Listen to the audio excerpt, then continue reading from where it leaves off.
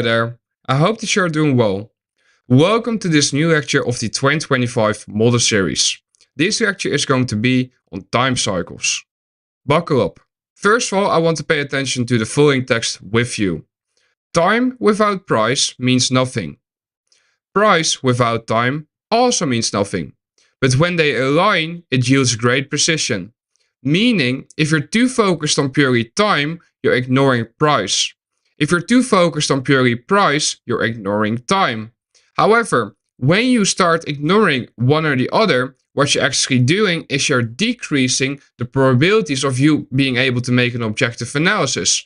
Why? Because both time as price are the only two objective variables which we can truly deem to be counted within the markets. And therefore, our job is to align them, because when both time as price tell us the same story, we can anticipate with a high degree of confidence that we are likely going to see a specific scenario unfold within the markets. And therefore, blending time and price leads to great precision. Let us take a look at some theory, first of all, when it comes to time cycles.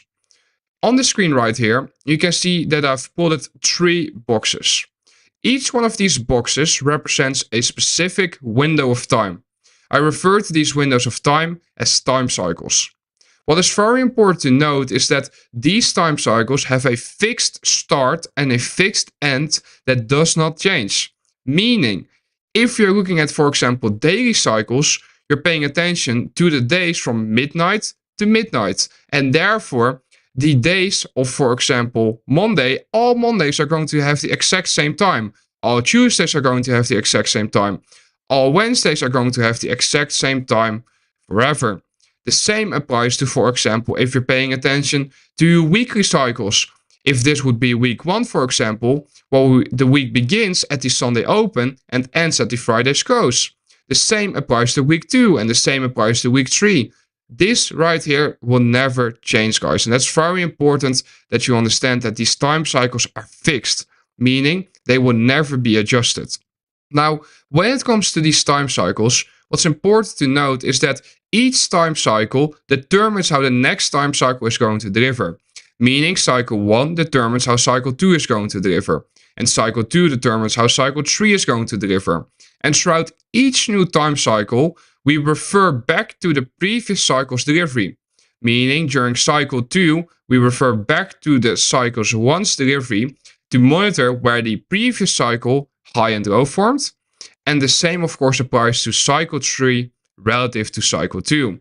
The reason why we pay attention to how the previous cycle delivered is because based upon how the previous cycle delivered, we can anticipate how the current and next cycle are likely going to deliver.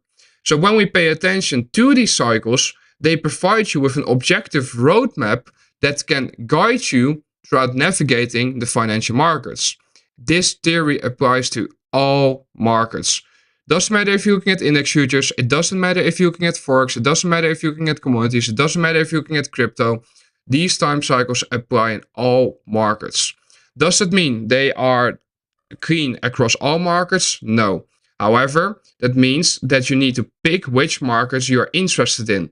There's a reason why I purely focus on the indices, on the index futures, because right now at the time of this recording, early 2025, they are the cleanest. However, in the future this might change, and then I might have to adopt what market I'm looking at. When we pay attention to time cycles, each time cycle has its own respective function. Meaning it either accumulates, or it manipulates, or it distributes. As the text right here suggests, your focus should be on recognizing manipulation to anticipate distribution.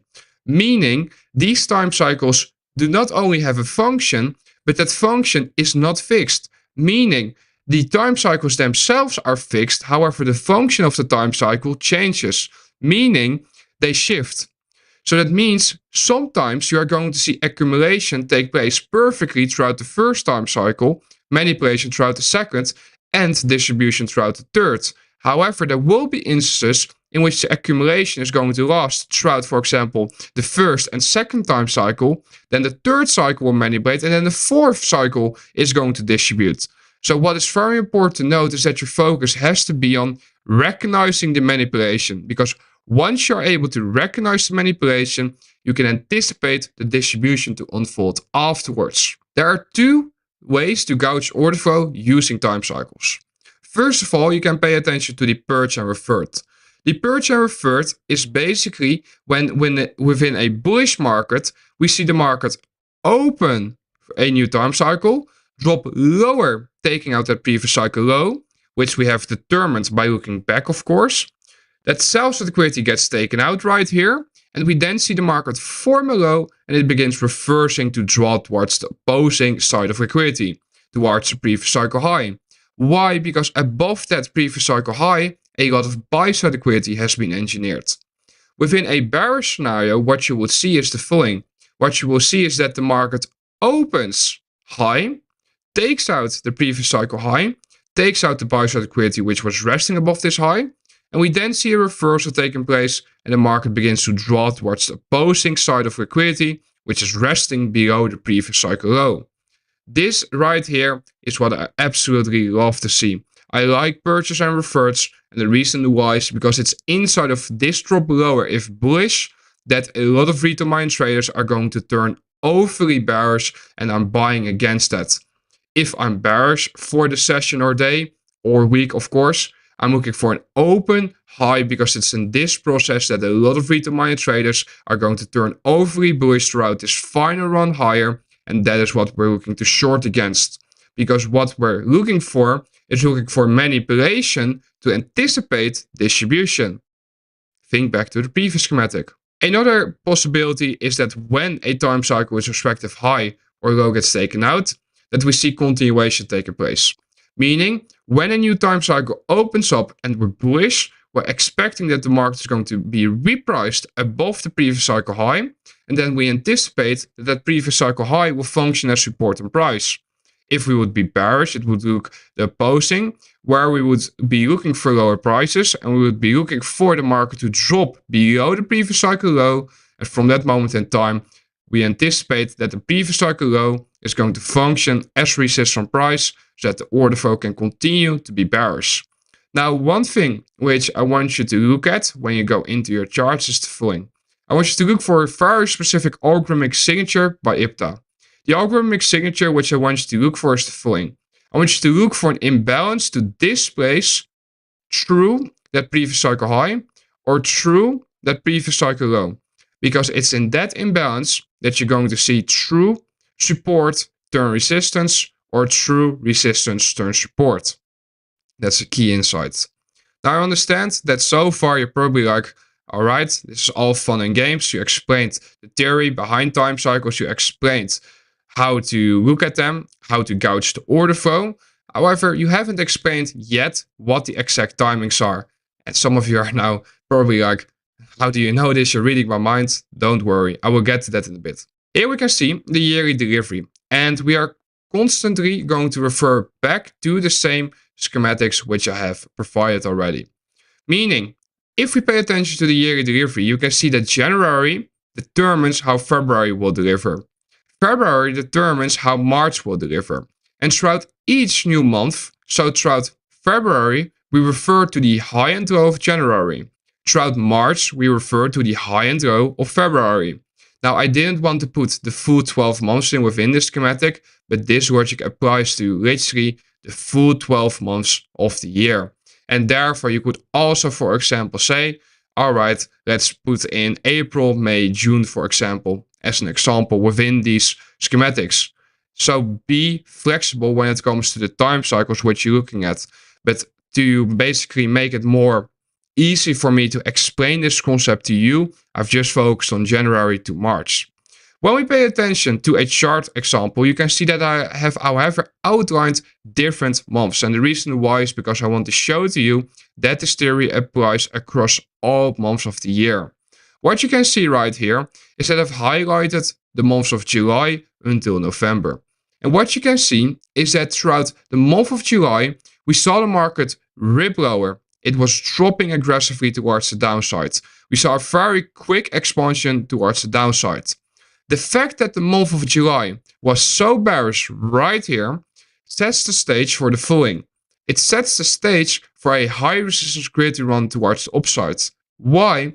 Because whenever there's a quick run on the left side of the curve, you can anticipate that what will happen is that IPTA is going to go through that from a whipsaw perspective, where it's going to go back and forth, back and forth, back and forth, aka a high resistance gravity run.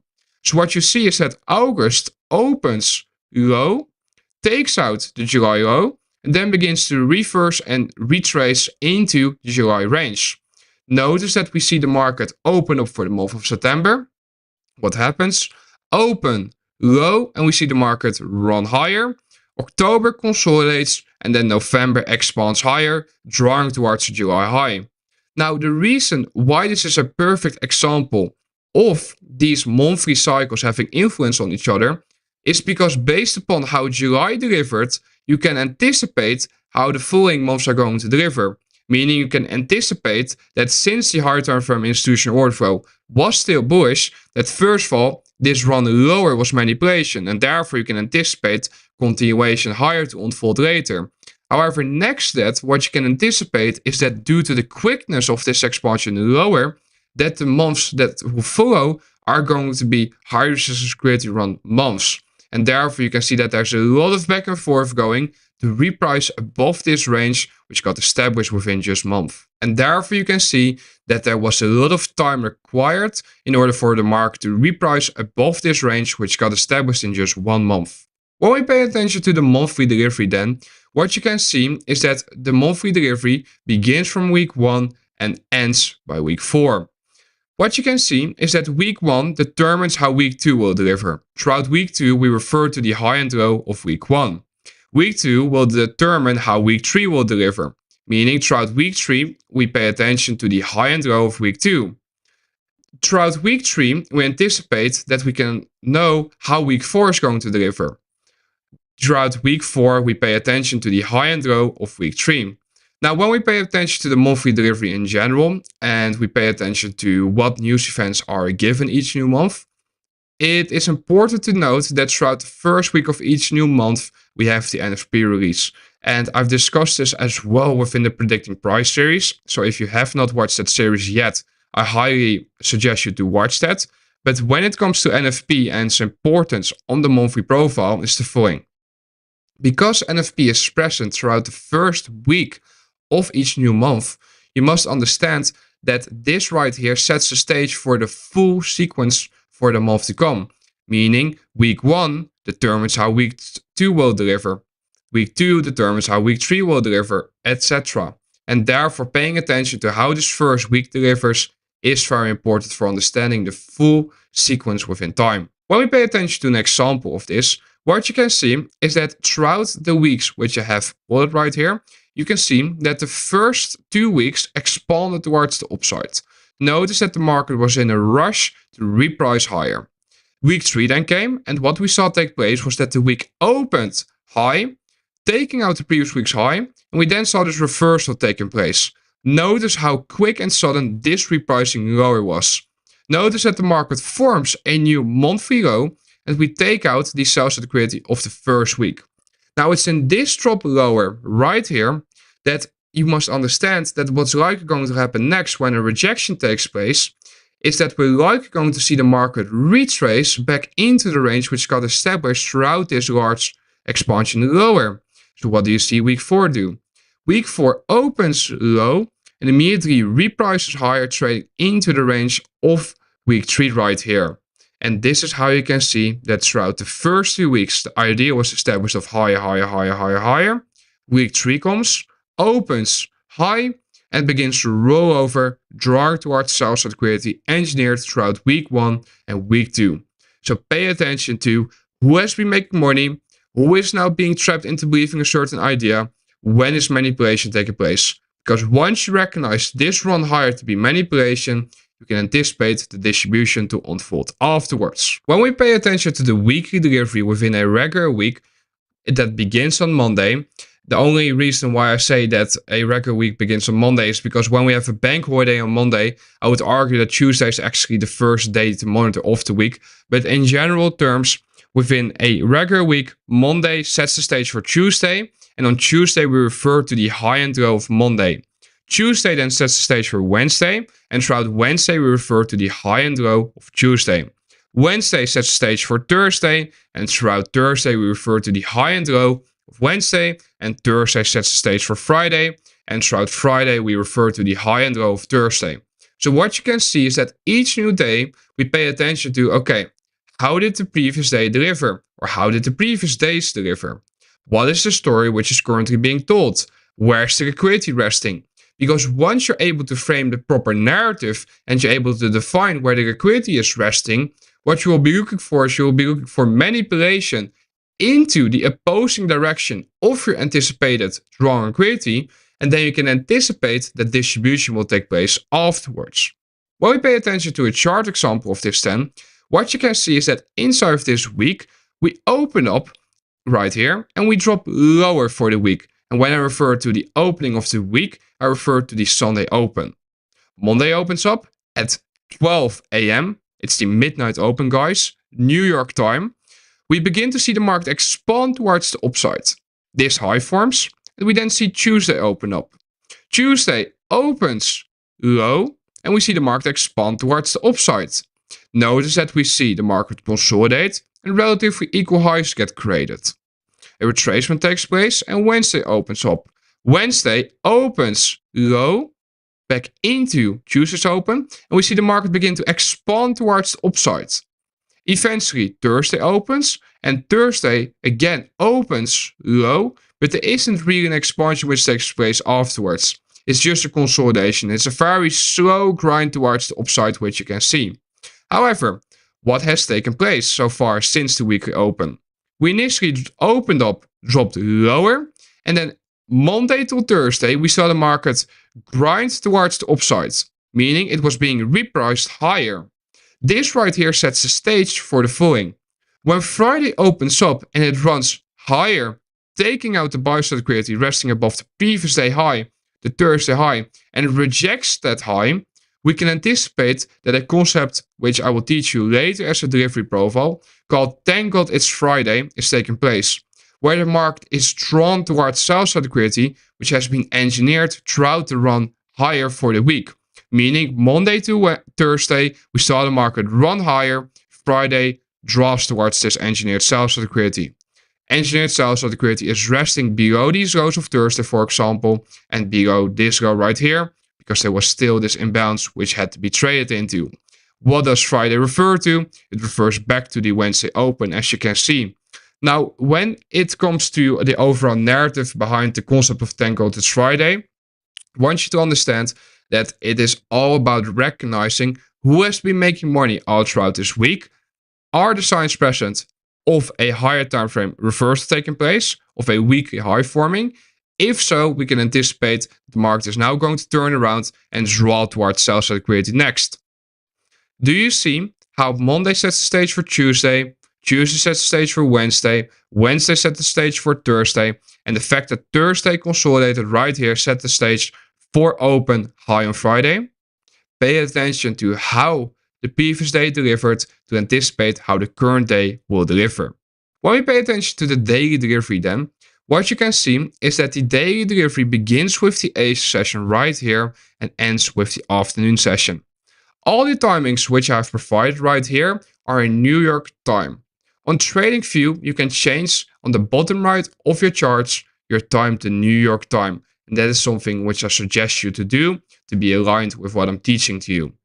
What you can see is that the Asia session begins at 6 p.m. and ends at 2:30 a.m. The London session begins at 2:30 a.m. and ends at 7 a.m. The New York morning session begins at 7 a.m. and ends at 11:30 a.m. And the afternoon session begins at 11:30 a.m. and ends at 4 p.m. Now, again, as has been the whole foundation of this lecture, Asia sets the stage for London. Throughout London, we refer to the high and low of Asia. London sets the stage for the New York morning session. Throughout the New York morning session, we refer to the high and low of London. And the New York morning session sets the stage for the afternoon session. Throughout the afternoon session, we pay attention to the high and low of the New York morning session. Now, one thing which is important to note is that even though I have just been mentioning the previous time cycle with respective highs and lows, we also pay attention to the highs and lows of even further time cycles in the past. So throughout the afternoon session, you can be referring to the London high and low, for example. Or throughout the New York morning session, you can be referring to the Asia high and low, for example. Don't forget about those levels. And that is why I suggest you to use the time cycles indicator, which I've provided on the mentorship platform, which helps you significantly with determining where the time-based security pools are. Now, when it comes to the delivery, which you can see in front of you, you can see that when we open up a new week and the market began expanding towards the upside, you can see that the Asia session expanded higher. The London session then came along and we saw the market again expand towards the upside. It was a very slow expansion higher, however it was an expansion higher. The New York morning session then also expanded higher, meaning you can see that AMA right here until AMD is the New York morning session, and the same of course for London A and the London D. We'll get into what the AMD exactly means within these boxes in a bit, but what you can see is that the market again expands towards the upside throughout the New York morning session. So what you see is that both Asia as London expanded higher, but now we also see that the New York morning session also expanded higher. So what you begin to see is that the 3 sessions of the day up until that point all expanded higher. And that sets the stage for a New York afternoon session, which is going to be very messy. Why? Because large ranges turned into small ranges. And therefore, whenever you recognize that the market has been expanding higher, you can anticipate that at one point in time, this is going to basically lead to a consolidation, lead to a tight range. When we pay attention to the London session, it's 90-minute cycles then. What you can see is that the London session begins at 2:30 a.m. and the first 90-minute cycle is between 2:30 a.m. to 4 a.m. This is the accumulation cycle. The second cycle of the London session is from 4 a.m. to 5:30 a.m. and the third cycle is from 5:30 to 7 a.m. I refer to the first cycle as London 1, the second cycle as London 2, and the third cycle as London 3. This is just a terminology thing, guys. And this is how I like to explain to you what I'm seeing within the markets, because you need to understand that what I'm trying to show to you is that there's an objective method of looking at the markets. Notice that I haven't even discussed a break or a fair value gap or whatever entry pattern you might be using or whatever indicator you might have been using, VWAP or any other like retail concept out there. You need to understand that at the end of the day, there's a framework in play which leads to all those things working. And that framework is what I'm showcasing to you now. This is time. Throughout the previous lecture, I've introduced you to price as well, and that is what we're going to expand upon. These lectures that I'm sharing with you now as the beginning of this 2025 model series are just to introduce you to how I'm going to teach you to look at the markets throughout the remaining part of this series. Now, when we pay attention to the London 90-minute cycles then, what you must understand is that this first 90-minute cycle, London 1, sets the stage for London 2. London 2 then sets the stage for London 3, and throughout each new cycle, we refer to the high and low of the previous cycle, and we monitor the reactions to these levels. However, monitoring the reactions themselves is not enough, because we must recognize manipulation before the reaction by itself actually means anything. So that means we must first of all define what are we looking for. Are we looking for a higher London session or a lower London session? Let's say that we are going to look at a London session in which we're anticipating higher prices. What we're going to look for is we're going to look for a purge of a previous London low. So that means, for example, throughout the second 90-minute cycle, we can look for a purge of the first 90-minute cycle with respective low, followed by a revert towards the high. Please note that the revert towards the high doesn't need to complete within this second 90-minute cycle, because the revert towards the high can also complete throughout the third 90-minute cycle.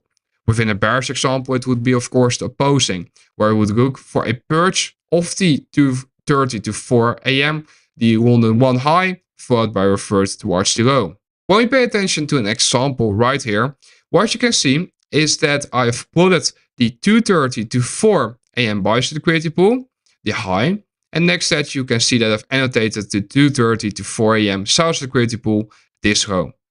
What you can see is that when we open up at 4 a.m. for the second golden cycle, the 90-minute cycle, what you can see is that we open low and immediately take out the previous 90-minute cycle low. Notice, however, that this did not set up an immediate reversal towards the opposing side of liquidity, towards the high of the previous cycle. Instead, we saw the market run higher, engineer buy side liquidity, and then within this second 90-minute cycle, you can see that there are also 3 boxes which are plotted. These 3 boxes represent 30-minute cycles. Notice that the second 30-minute cycle within this second 90-minute cycle opened and dropped lower, taking out the previous 30-minute cycle low, which already took out the previous 90-minute cycle low. We see a smart money reversal taking place, and then we see the market begin to draw towards the buy side liquidity pool of the previous 90-minute cycle high, this buy side liquidity pool. Notice that the third 90-minute cycle delivers this objective, and we then see the market eventually form the high to draw lower. Now, I understand that if you're completely new, I just went through that way too quick. And your mind is probably spinning now. You're probably like, what did you just discuss? I understand. I promise to you now that if you come back to this lecture in a few months from now, whilst you investigate deeply what I'm outlining to you, you are going to smile by what I just outlined. And you're going to be smiling about the fact this has been hidden underneath your nose in plain sight for all this time. It's time that moves price. Meaning, recognize what the function of the current time cycle is so that you can anticipate what the next movement in price is going to be. Anticipate distribution by recognizing manipulation. That should be like your top note from this lecture so far. When we pay attention to the morning session, its respective 90-minute cycles then, what you can see is that the morning session begins at 7 a.m. and ends at 11:30 a.m. Notice that within this window of time, we can find 3 90-minute cycles. Now, I already know that there are going to be questions about how did you come up with these 90-minute cycles? How did you figure it out? How did you know what these cycles were? My mentor, the Inner Circle trader, has been using these 90-minute cycles for a very long time. And the way I realized that is by the following. My mentor, ICT, he was hiding in plain sight that there were specific elements in time that could provide you with a very objective manner of looking at the markets. Because IPTA is coded to refer to time cycles, but also price cycles.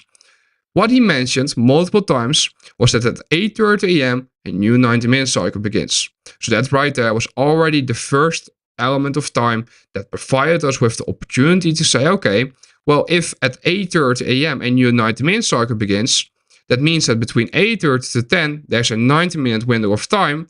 Next time cycle is going to be 10 to 11:30. Next cycle is going to be 11:30 to 1, etc. When ICT then came out and mentioned his final silver bullet time, 7 to 8:30 a.m., the full circle was completed. And the reason why was because it's very random, so to say, right? That he has been hinting at 8:30 a.m. as a crucial opening time all this time. And then all of a sudden, his final silver bullet time comes out and it's the 7 to 8:30 a.m. 90-minute cycle. When you then pair this understanding with the understanding of AMD, accumulation, manipulation, and distribution, you begin to understand the true logic behind these time cycles. And when you investigate them, you are going to smile. So what you can see is that 7 to 8:30 a.m. is your first 90-minute cycle. This is what I refer to as AM1. AM1 sets the stage for AM2, the second 90-minute cycle between 8:30 to 10 a.m. Throughout AM2, we refer to the high and low of AM1. AM2 is going to set the stage for AM3, meaning throughout AM3, we can anticipate the delivery which will take place based upon how the previous 90-minute cycle delivered. Throughout AM3, we refer to the high and low of AM2. AM3 lasts from 10 a.m. until 11:30 a.m. When we pay attention to a chart example then, what you can see is that I've annotated the 7 to 8:30 high right here in this box. And next to that, you can see that I've annotated the 7 to 8:30 low.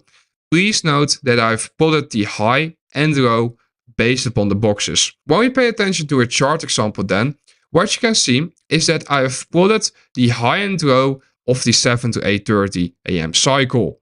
This is done automatically by an indicator which I've created, which you can find on the mentorship platform. Notice that the market consolidated throughout AM1. This consolidation sets the stage for how AM2 is going to deliver. Meaning what we will be looking for is we will be looking for the market to run higher, taking out the buy-side liquidity of the previous 90-minute cycle high, the AM1 high. Why? Because we're looking for lower prices, meaning we're anticipating open high for this 90-minute cycle. Notice that the market runs higher throughout 8:30 to 9, the first 30-minute cycle within this second 90-minute cycle of the morning session. We then see a new 30-minute cycle open up, open high at 9 a.m. and the market begins to drop towards the downside. Now what you can see is that I've annotated the full delivery which took place above the previous cycle high in gray. And the reason why is because this right here is where manipulation is taking place. And this right here is where you can see that the market is just basically spending some time before it's allowed to roll over. We see the market drop lower between 9 to 9:30. 9:30 opens up and we initially see the market run higher, trading back above the previous cycle high, but notice that the bodies stay below it. We see the market then expand towards the downside in a very violent way, and when such a quick expansion lower takes place throughout the second 90-minute cycle, the third 90-minute cycle is either going to distribute towards the final objectives or it's going to chop around. When we pay attention to 30-minute cycles then within the morning session, I just wanted to discuss this because I've already mentioned 30-minute cycles prior throughout this lecture. I just want to make sure that you had a visual idea of them as well. Please note that these 30-minute cycles are present within each 90-minute cycle of the morning session, but also of the London session, but also of the New York afternoon session. Now, before we dive into them, I just want to mention to you that you might be wondering, Zeus, why don't you discuss Asia? Look, if you want to trade Asia, yes, you can look for the same time elements to play out. However, the only issue that's present throughout Asia is that Asia sets the stage for the full daily delivery which is going to come. And therefore what you often see throughout Asia is that the delivery is not very clean in that sense. Meaning you can see that it's just very tight ranges usually. You see the market just go back and forth, back and forth. The moments that I am interested in are the moments that which I'm mentioning to you now. That doesn't mean I trade London to New York afternoon session every single day. I determine what session I'm interested in the day in advance, or maybe even the week in advance when I look at the economic calendar. However, in general, these are the sessions which I want you to focus on, because this is where you're going to see the cleanest algorithmic price action. Why? Because this is when the amount of liquidity within the marketplaces is the highest for the markets which we have interest in. Now, when we pay attention to the morning session then, through the lens of 30-minute cycles, what you can see is that we are looking at the final 90-minute cycle of the morning session, meaning the 90-minute cycle from 10 to 11:30 a.m. Notice that within this 90-minute cycle, we have 3 30-minute cycles, meaning 10 to 10:30, 10:30 to 11, and 11 to 11:30. Now, the same concept applies as prior, where I can see that 10 to 10:30 sets the stage for 10:30 to 11, and 10:30 to 11 sets the stage for 11 to 11:30.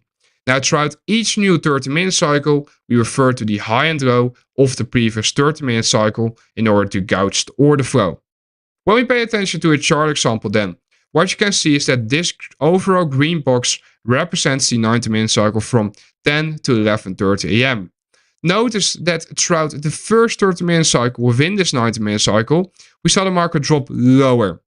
Notice that I've annotated the high and low of 10 to 10:30. And notice that when 10:30, the second 30-minute cycle opened up, we opened low, taking out the previous 30-minute cycle low, followed by a reversal towards the previous 30-minute cycle high. When does this complete? This completes throughout the third 30-minute cycle, right here. A, M, D. Beautiful, right? Let's pay attention to the afternoon session 90-minute cycles. The afternoon session, its respective 90-minute cycles, begin at 11:30 a.m. and end at 4 p.m. What's very important to note is that the 11:30 a.m. to 1 p.m. 90-minute cycle is called the lunch cycle. Generally speaking, we do not look to trade this 90-minute cycle. There are days in which the lunch cycle will deliver a very volatile moment, and that is whenever there's a trending day and the market is in a rush to get somewhere. That is when you can anticipate that they're going to work through lunch, so to say. However, on your average day-to-day day, you're likely going to see the market just engineer liquidity between 11:30 a.m. to 1 p.m. What this lunch cycle does is that it sets the stage for the delivery which will take place between 1 to 2:30 p.m. So throughout PM2, which is the name of this second 90-minute cycle of the afternoon session, you will refer to the high and low of the lunch cycle. PM2 sets the stage for PM3, PM3 being from 2:30 p.m. to 4 p.m. Throughout this 90-minute cycle, you refer to the high and low of the previous 90-minute cycle to gauge the order flow. Again, each time cycle sets the stage for the next time cycle, and throughout the next 90-minute cycle, you refer to the high and low of the previous 90-minute cycle in order to gauge the order flow. Let us take a look at a chart example. Here you can see the chart that we also discussed on the 30-minute cycle example. However, now it's a bit later. What you can see is that between 11:30 a.m. to 1 p.m. the market consolidated. Notice that I've highlighted the high and low of this first 90-minute cycle of the afternoon session. At 1 p.m.